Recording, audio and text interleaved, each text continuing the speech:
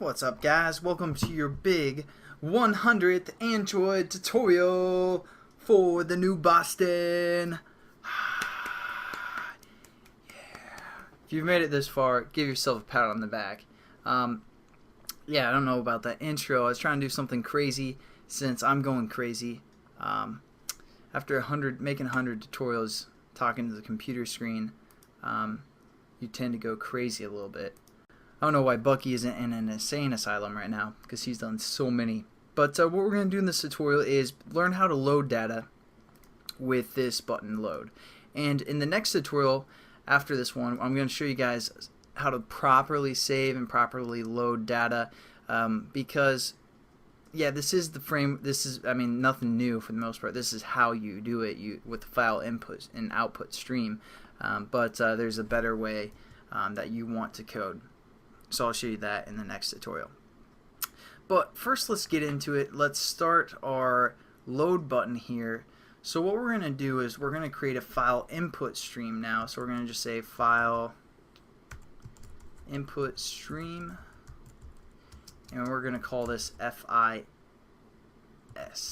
for file input stream, because again, file output stream is to save data, and this is to kind of read the data, load the data, all that good stuff. So what we're going to do is we're going to set this equal to open file input instead of open file output like we did within our onCreate method. And again, just within these parentheses, we're just going to say our file name. Again, that's our string reference, kind of our path name. And again, we're going to have to surround this with a try and catch. So we're just going to say surround with try and catch right here. And within here, after we open it,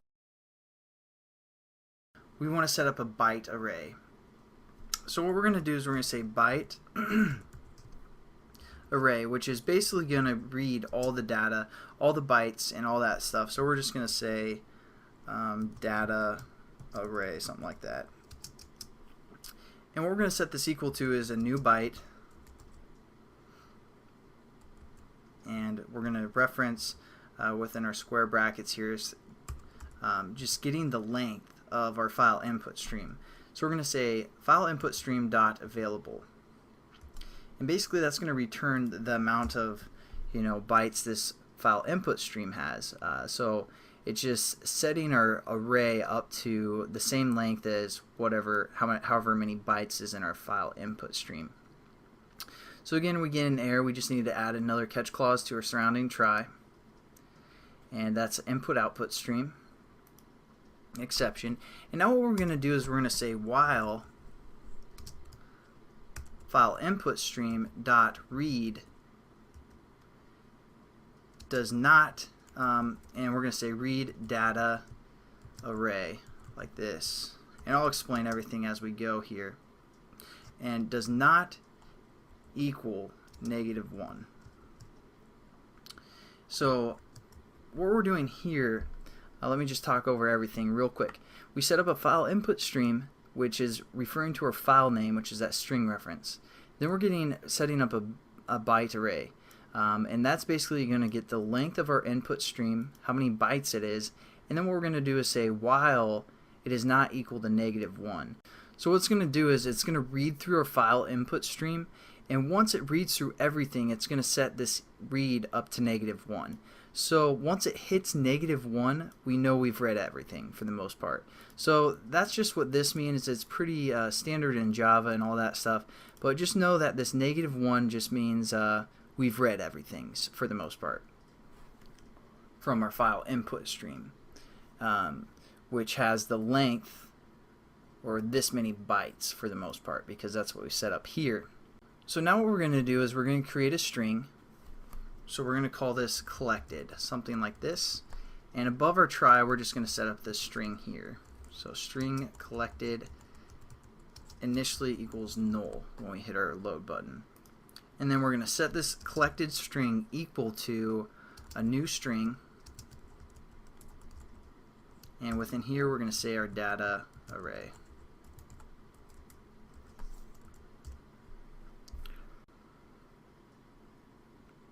And then all we have to do is close our file input stream. So what we can do is we can either say like close right here, Or what we can do is kind of refer to, just to get again familiar with the try, catch, and finally. We can also say finally, referring to after everything's done. We kind of did this with our splash activity, I believe. So we're just going to say finally file input stream dot close, and it's going to give us an error because we set up our file input stream within this try. So what we're also going to do is just copy this or cut it, and then just say file input stream, and again above our try we're just going to hit paste equals null. And then we have to surround this with a try and catch as well. So we're just going to hover over and say try and catch. And it looks kind of complicated, but it's really not that bad. And that's pretty much this tutorial. Let me talk through everything that we've done. So basically we set up a string called collected. This is going to be all of our data that we read. We set up a file input stream, and both of those are null. And then once we try to get our file input stream set up, what we're going to set that up to equal is opening file input, referring to the file or referring to the string name, which is basically, you can think of as a path of some sort. And then what it's going to do is it's going to read that file input stream and get how many bytes is available. And then it's going to set up a byte array, which we call data array. Then while our file input stream is reading all of those bytes for the most part, and as long as that's not equal to -1, because when it equals -1 we're done. It's going to break out of our while loop. And while that's happening, we set up the string, which was null, and now it's just going to equal a new string according to the data that it's reading for the most part. Again, our bit array. As it cycles through this while loop, it'll add to that as well. So it's going to basically be whatever is our data that we saved. And then we have these catch exceptions for file not found and file or input output exception. And then we say finally, after everything's done, just close our input stream. And we need to surround that with a try and a catch as well. So input output exception here as well. So hopefully you guys kind of understand that. It's not too difficult for the most part. And also what we can do is we can now set our text view equal to the data that we read. So all we're going to do is say our text view, which we call data results,